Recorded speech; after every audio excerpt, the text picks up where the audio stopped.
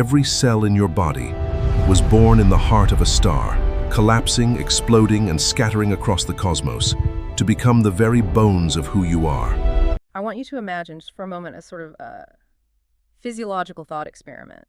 Imagine if every single bone in your body just suddenly lost its structural integrity. Like not a gradual weakening over time, but an instant transformation into something completely soft and malleable. Well, I mean, you'd obviously lose the ability to support your own mass against gravity. You would just collapse instantly. Right, exactly. But the really horrifying part of this whole thought experiment is that the collapse of your skeleton is actually like the least of your problems. Oh, yeah, definitely. Because long before you even hit the floor, your nervous system would start wildly misfiring. The neurons in your brain would struggle, and then they'd completely fail to send even the most basic signals. Yeah, and if you scraped your knee on the way down, your blood would literally refuse to clot. Exactly. And within seconds, the muscle keeping you alive, your heart, would lose its rhythm and just fail to beat altogether. It's a total systemic shutdown. And this entire catastrophic cascade from your brain down to your bloodstream would be caused by the sudden absence of just one thing. Right. A single specific atom missing from your biology. Element 20 on the periodic table. Calcium. Welcome to today's deep dive. We have gathered an incredible stack of sources for this one, pulling from astrophysical journals on stellar nucleosynthesis, marine biology records on early cellular evolution, and modern medical textbooks covering osteology and neurochemistry. It's a really massive scope. It is, because our mission today is to trace the cinematic journey of calcium. We're going to track this element from its violent origins, billions of years before Earth even existed, all the way to the molecular machinery that is literally firing inside your chest right now. And to really grasp the scale of this, I think we first have to understand what calcium actually is when it's not, locked inside a glass of milk or human femur. Right, like in its raw form. Exactly. Right. In its pure elemental form, calcium is classified as an alkaline earth metal. If you somehow manage to hold pure calcium in your hand, you just see a soft, sort of silvery white metal. But the thing is, you rarely see it in nature because it is just incredibly unstable on its own. Yeah, the research on its chemistry points directly to its electron configuration. Because it's an alkaline earth metal, sitting in that second column of the periodic table, it has 2 valence electrons in its outer shell. Right. And from a chemical standpoint, it is absolutely desperate to get rid of them to achieve stability. Oh, yeah, it is highly motivated to shed those electrons.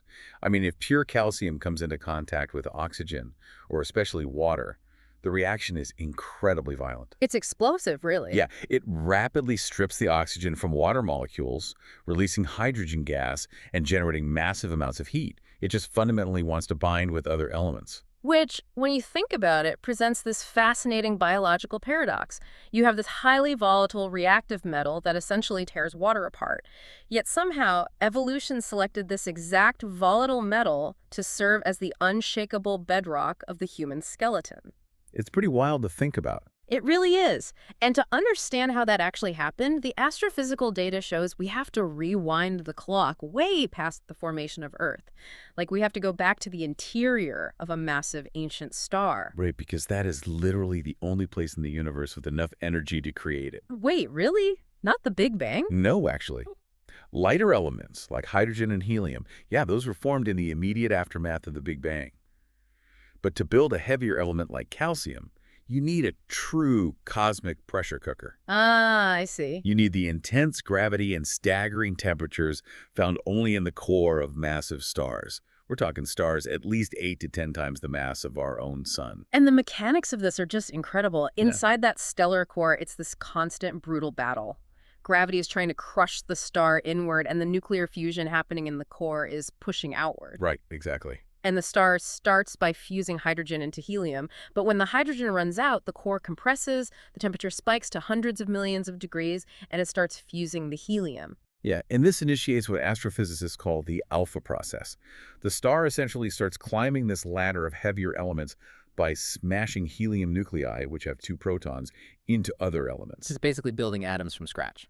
Pretty much. It fuses helium to make carbon, then adds another helium to make oxygen, then neon, magnesium, silicon, sulfur, argon, and eventually when the core temperature reaches over 1 billion degrees, it finally fuses its way to calcium. Wow. So calcium is essentially the ash of a dying star's nuclear furnace. That's a great way to put it, yeah. But this raises a mechanical question for me. If this element is trapped in the center of a star under gravity so intense that it's crushing atoms together, how does the calcium ever escape to eventually, form my jawbone? Well, it requires the destruction of the star itself. Ah, the supernova. Exactly. See, once a massive star fuses its core all the way up to iron, the fusion process stops generating outward energy, so gravity finally wins. And it collapses. Right. In a fraction of a second, the outer layers of the star collapse inward at a significant percentage of the speed of light, hit that dense iron core, and rebound. Causing the shockwave. A massive shockwave powered by an unimaginable flood of subatomic particles called neutrinos. And this shockwave blows the star apart in a supernova explosion, which is so incredibly bright it can outshine an entire galaxy. That's just staggering. It is. And that explosion blasts the newly forged calcium, along with all those other heavy elements, outward into the interstellar medium at thousands of miles per second. And the astrophysical papers we looked at note that we can still see this happening today. Like, telescopes routinely detect the spectral signature of calcium in the expanding debris clouds of modern supernovae. We can literally see the stardust being made. Exactly. But tracking our specific story here, the stardust that was blasted out eventually drifted through space, cooled down, and coalesced into a massive nebula. And about 4.6 billion years ago, a pocket of that nebula collapsed to form our solar system. Right. But when that calcium-rich dust first aggregated to form the early Earth, there was obviously no biology around to use it. Yeah, it was just a molten hellscape. Completely. It took millions of years for the Earth to cool down enough for oceans to even form. And this is where the geological surveys in our sources really pick up the story. The early atmosphere was incredibly thick with carbon dioxide, making the first rains highly, highly acidic. And this acidic rain just relentlessly battered the rocky surface of the early Earth, chemically weathering the stone over time. It essentially stripped the calcium out of the terrestrial rocks and washed it all down into the primordial oceans. Right, just dissolving it away. Yeah.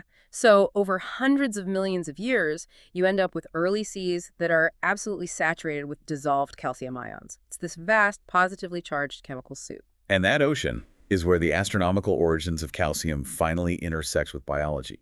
Single-celled marine organisms, like early cyanobacteria and later eukaryotic algae, found themselves swimming in this incredibly calcium-rich environment. And they figured out how to use it.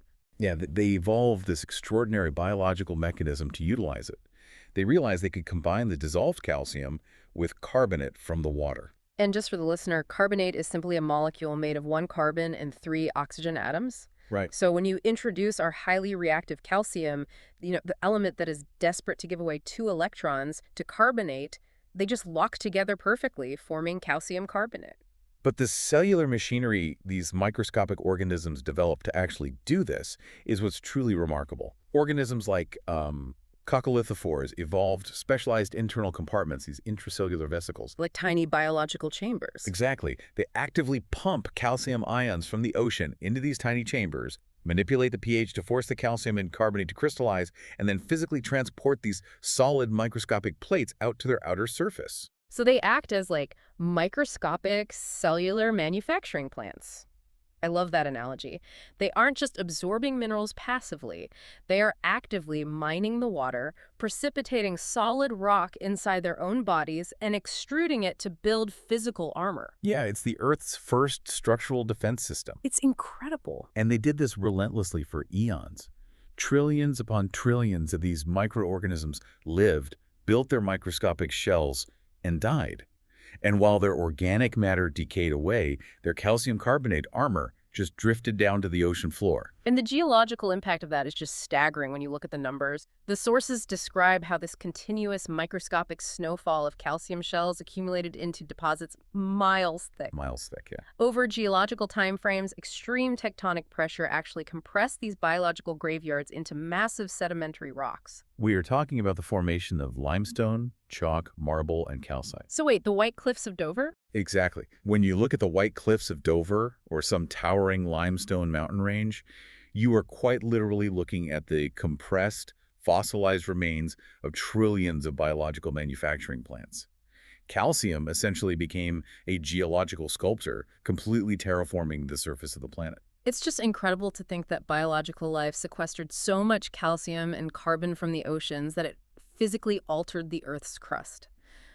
But this evolutionary breakthrough, the ability to biologically manipulate calcium into a solid structure, that set the foundation for complex life, which eventually leads to vertebrate animals and, well, us. Right, but there's a catch. The evolutionary transition from marine life to terrestrial life required a major shift in how animals use calcium. Yeah, the evolutionary biology papers touch on this, and it completely changes how we view the skeleton. When life was in the ocean, it was surrounded by a limitless bath of dissolved calcium. Seems swimming in it. Right. But when vertebrates began to venture out of the water and onto land, they were suddenly cut off from their calcium supply. They couldn't just pull it from the air. They needed an internal reservoir. They needed a way to literally carry their calcium with them because, as we'll discuss in a second, the cellular functions of the body absolutely depend on it for survival.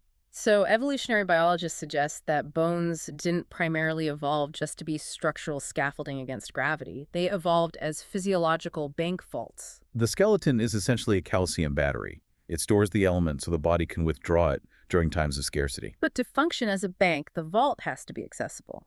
And the medical texts on osteology shatter a very common myth here. We tend to visualize the human skeleton as this static museum exhibit, like a permanent calcified fossil inside us. Oh, that couldn't be further from the truth. Your skeleton is highly dynamic, living tissue. There is a continuous, chaotic, biological construction project happening inside your bones right now. It's constantly shifting. Exactly. And it's driven by two types of specialized cells, osteoclasts and osteoblasts. Let's break down the mechanics of these cells, because it's not just a simple matter of, chewing up bone. Osteoclasts are the demolition crew. When they receive hormonal signals, they physically attach themselves to the surface of the bone and create a sealed microenvironment. Wait. Then they use proton pumps to flood that sealed area with hydrogen ions. They are essentially bathing your skeleton in hydrochloric acid. Which sounds terrifying. It does. But this highly acidic environment is necessary because it dissolves the hard calcium phosphate mineral. And at the exact same time, the osteoclasts secrete enzymes like cathepsin K, which digest the underlying protein structure of the bone. So they basically liquefy the asset and release the stored calcium back into the bloodstream. Exactly. And then immediately following them is the paving crew, the osteoblasts. They move into the newly excavated crater, secrete a fresh matrix of collagen proteins, and then pump calcium and phosphate back into the matrix to crystallize and harden it all over again. And this remodeling process operates at such a continuous rate that over the course of roughly 10 years, every single bone in your body is completely disassembled and rebuilt. Yeah. The skeleton supporting your weight today is physically not the same skeleton you had a decade ago. It has been entirely recycled. Think about that. You are standing on a constantly shifting foundation. Now, the average adult human stores about 1 kilogram of calcium in their body, and 99% of it is locked away in this dynamic skeletal bank vault. Right. But that leaves 1%, a tiny fraction circulating in the blood and inside our cells. And that 1% is arguably the most critical fraction of minerals in human biology. If the 99% in your bones is the structural foundation and the battery, the 1% is the electrical current powering the machine. The spark of life. Yeah. The biological functions it triggers are quite literally a matter of second-to-second survival. The primary one being movement. The research on muscle physiology details exactly how this works, and it's just a brilliant piece of mechanical engineering. Inside your muscle fibers, you have two specific proteins called actin and myosin. Myosin wants to reach out, grab the actin, and pull it, which is what actually causes a muscle to contract. But in a resting state, there is a biological safety latch blocking them from connecting. Yeah, that blocker is a protein chain called tropomyosin. It physically covers the binding sites. When your brain decides to move an arm or blink an eye, it sends a nerve impulse down to the muscle. Okay. And that electrical signal triggers the muscle cell to suddenly release a flood of stored calcium ions into its main chamber. And the calcium acts as a microscopic physical key here, right? Exactly. The calcium ions bind to a receptor on the safety latch, a protein called troponin.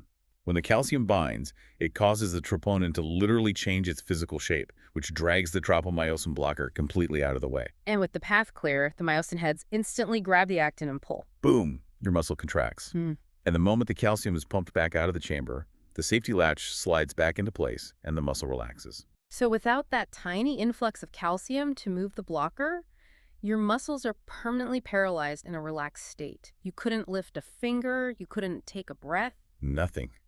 And it doesn't stop at the muscles either. The neurochemistry sources show that calcium is the trigger for thought itself. Wait, really? How does that work? Well, when an electrical signal reaches the end of a neuron, it can't just jump the physical gap to the next nerve cell. It has to release chemical messengers, neurotransmitters. Okay, right. But those chemical packets won't release unless calcium ions rush into the nerve terminal first, basically forcing the packets to fuse with the cell membrane and spill their contents.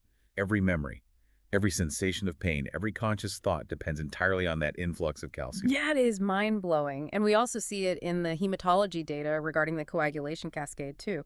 When you suffer an injury and begin bleeding, calcium is the binding agent that allows clotting proteins to anchor themselves to the cellular membranes of your blood platelets. Right.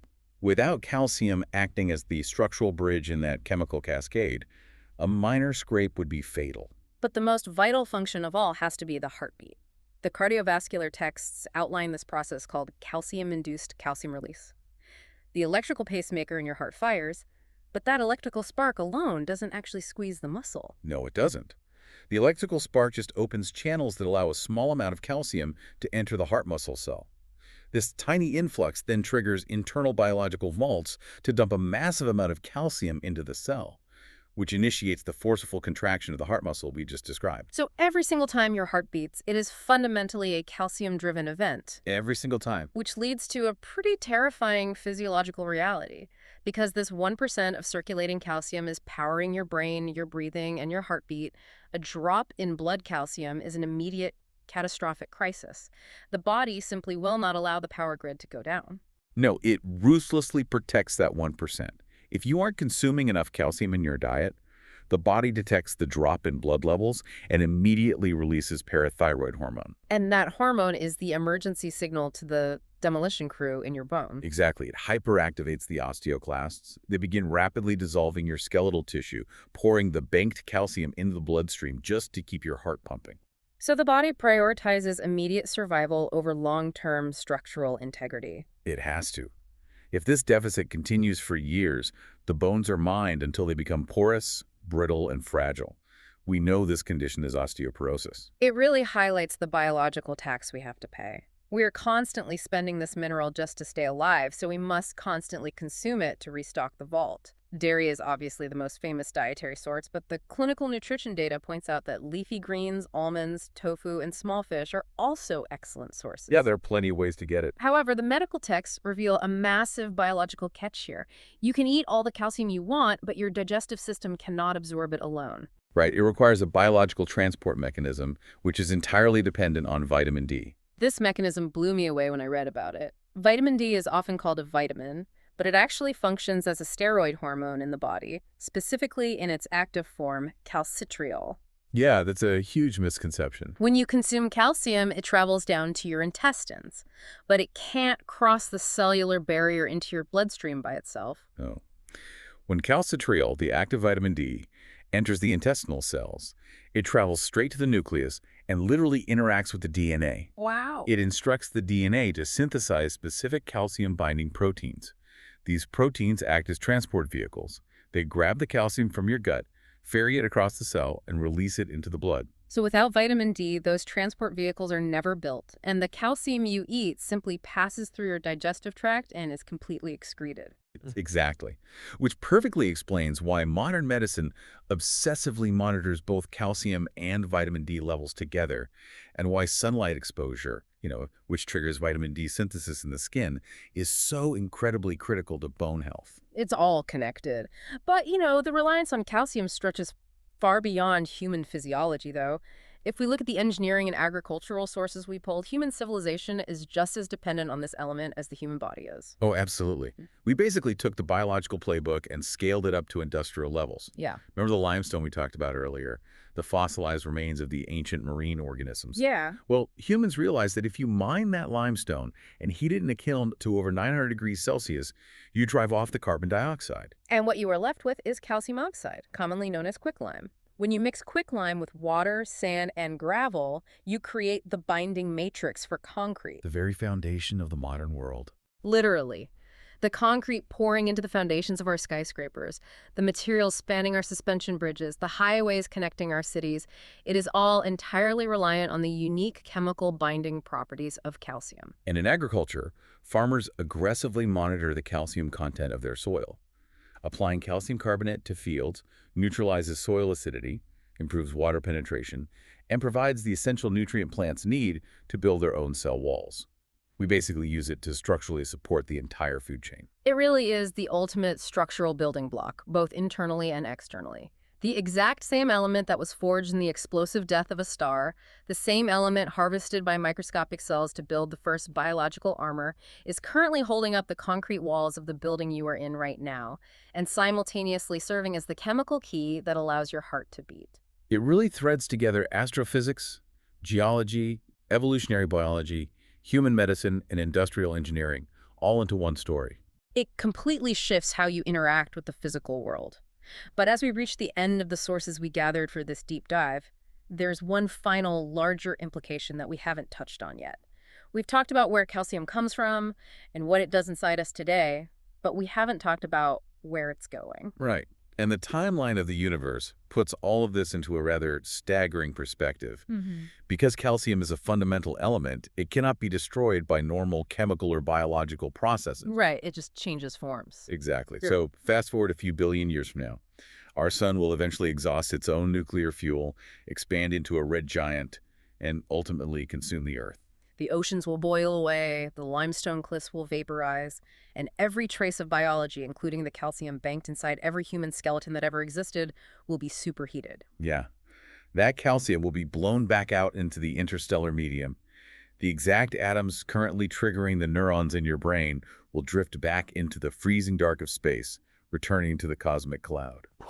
And perhaps, billions of years after that, they will be swept up in the gravitational pull of a new forming star, coalesce into a new planet, and provide the chemical scaffolding for an entirely new iteration of life. We are quite literally borrowing the universe's building materials for a brief flicker of biological time.